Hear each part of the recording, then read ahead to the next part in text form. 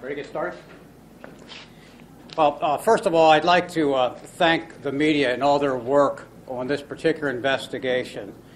Getting the message out to the public and citizens throughout the state, the region, has been very helpful in this investigation. As you know, our investigators have worked tirelessly. Our patrol officers and law enforcement have put forth a great effort in locating the individuals involved in this incident. Obviously, our goal is to bring Caitlyn to safety and Timothy Virts to justice. And at this time, we are continue our work with local, state, and federal law enforcement officials to make that happen.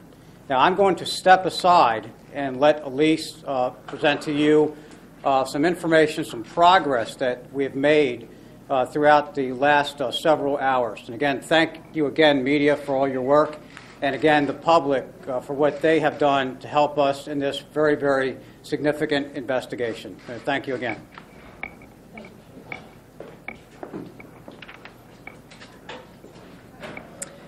Okay, I'm going to go ahead and get started. Again, as the chief said, our focus is on finding this little girl and bringing her to safety.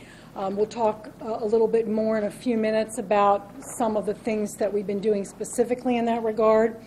Let me start with the hard news here. This morning, as you know, we issued an arrest warrant for Timothy Virts, charging him with the first-degree murder of Bobby Joe Cortez. The probable cause for this warrant is based on interviews with the other people who were in the house at the time, as well as physical evidence at the scene. That's all we're going to be saying about that at this time, but that gives you a sense of what this warrant is based upon. I believe we also announced earlier today how she died. She died as a result of sharp force injury. As far as a weapon, that's still part of the investigation. We won't be talking about that. I want to talk a little bit about what we've been doing since yesterday on this case. We have been working literally round the clock since this incident occurred yesterday morning in an effort to find Timothy and Caitlyn Virts. This search has involved numerous tips that we've been following, literally dozens of tips that we've received from the public. Unfortunately, so far, none of them have panned out. We continue to get tips coming in pretty much every hour. Our detectives are following up all of them, and we won't stop until we find these people. Some of you have asked about his connection to West Virginia. I believe that made a lot of your stations last night. We want to say that we have no evidence that he has gone to West Virginia or that he was in West Virginia. We received some information that he had connections there, and we were doing our due diligence to follow up with those tips. But just want to clarify the issue of the Amber Alert in West Virginia last night. It would be appropriate at this time for us to note that this search involves more than just Baltimore County Police. We have received and continue to receive significant assistance from our partners, other law enforcement agencies throughout Maryland, throughout the region, the Maryland State Police, the U.S. Marshal, and the FBI. All are involved in helping us with this investigation. The FBI this afternoon will be helping us broaden the scope of this search. This afternoon, this really will become a national search, and the FBI is in the process of working on the logistics of this expanded search. At this time, I will defer specific questions about what tools they employ to do that to their spokesperson, but we just got off the phone with them, and this afternoon they will be using the tools that they have to expand the search nationally. Why nationally? Because we have not found Timothy Virts locally. we feel that it's reasonable to assume that he may have left the state. Let's see what else I can tell you. We want to continue to stress that anyone who sees Virts or the vehicle that we believe he is in, the 1999 Dodge Durango, should call 911. We strongly discourage people from approaching him or intervening. We believe that he may be armed, and we certainly believe that he is dangerous. As far as a motive is concerned, it is far too early for us to speculate on a motive. We are looking at the relationships in this family and at their prior contact with Baltimore County government. And with that being said, again, we want to thank the public for their help. We want to encourage the public to continue paying attention to this case and to contact police if they have anything that they think might be helpful to us.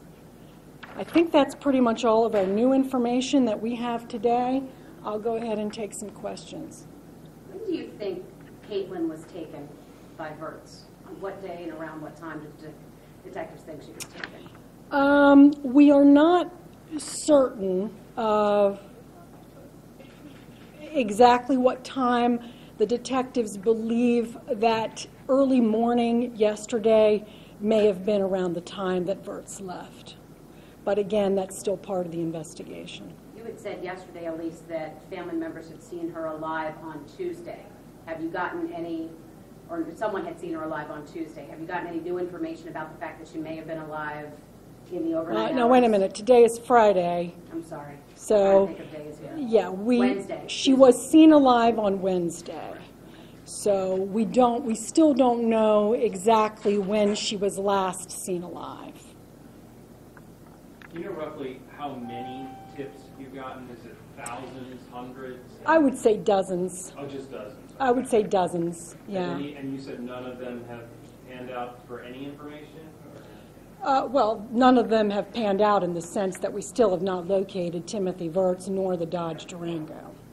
Have you spotted the vehicle? Any tag hits yet anywhere? Yeah, I'm really not, we're not going to talk about what we have seen or have not seen. It's just too dangerous to the investigation to do that.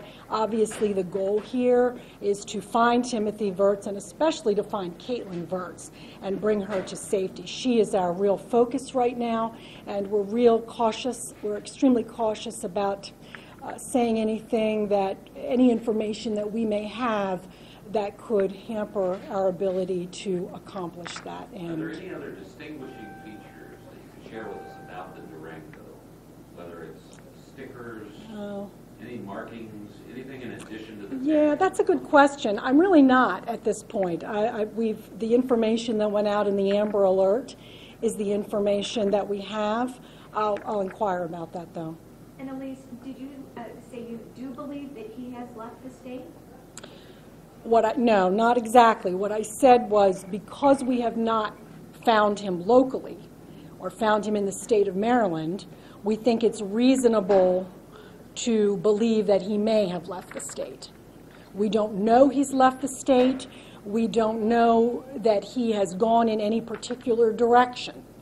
But the fact that we have not located him in Maryland makes us believe that he very well may have left Maryland.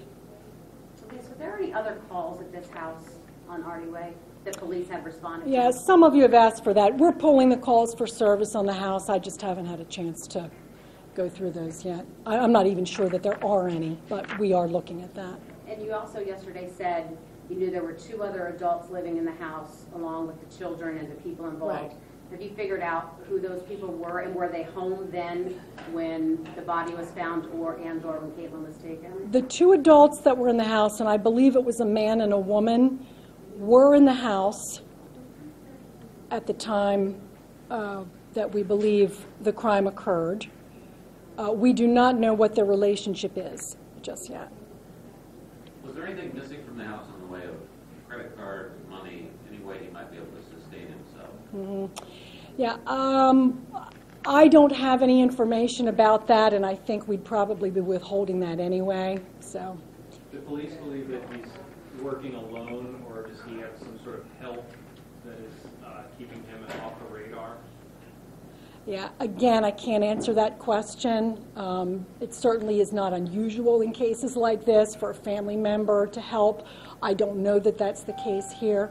But certainly as our detectives are working this case, you know, they're looking at, they would typically look at a person's connections and be exploring those possibilities. Were there other children in the home when the crime occurred?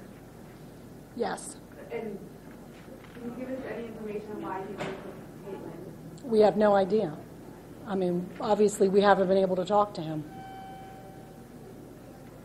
Elise, what about Daniel Cortez, because it was a little gray yesterday. Is there any relationship to his sex offense charges to this case, either to Caitlyn and the abduction or to the murder? I want to say again, and I told this to a few reporters yesterday who were exploring the Cortez angle, if you wish to call it that. Our detectives do not believe at this time that there is any connection between Daniel Cortez and his criminal history and this homicide case. We do not know what the motive is here on the part of Timothy Virts. We can't speculate upon that. We are looking at the relationships in this family and any prior contact with Baltimore County government. But Daniel Cortez and his issues appear to be separate from Timothy Virts and his issues. And the daughter? There's no relationship between Cortez and Caitlyn Virts and the abduction? Well, he was her stepfather, but we have no, I don't know how I can say it, I'm trying to make this clear. We don't believe Daniel Cortez is involved in this homicide and abduction. And you don't believe that his sex offense charges could possibly be a motive in Timothy Virts' actions? At this time, we have no reason to believe that Daniel Cortez's sexual abuse charges are related to this case. Okay? That's everything I have. Again, we'll continue to update this. We'll be busy with this all afternoon. Anything new, we'll be putting on all our social media channels and our blog. You know where to find us if you need us. Anything else before we go? You said FBI is involved? FBI is assisting us with expanding the scope of the search. Okay? Is it technically a nationwide Amber Alert yet? I would call it a nationwide search. I'm really not sure about the Amber Alert part of it. I'm just not sure technically how that works.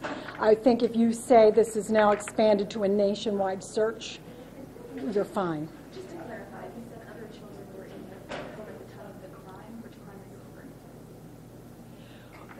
is different? We believe that the children were in the home at the time she was killed. Now, again, we haven't exactly pinned down when that is, but we know that there were the 2 other adults and the 3 children in the house. Is that clear? The 3 children, including Caitlyn? Correct. There were, if we go back to, yesterday's Thursday, if we go back to Wednesday, you know, looking at, we believe that the 2 adults and all 3 children were in the house. At some point, Virts kills Bobby Joe and takes Caitlyn. And of course, when the occupants of the house discovered that Bobby Joe had been killed, they also discovered that Caitlyn was missing. You know, I can't give you a precise time when all of that occurred because our detectives haven't figured that out yet. But yes, the answer to the question about the children is there were 3 children living in this home, and they were all there, we believe, when she was killed. Okay? Thank you.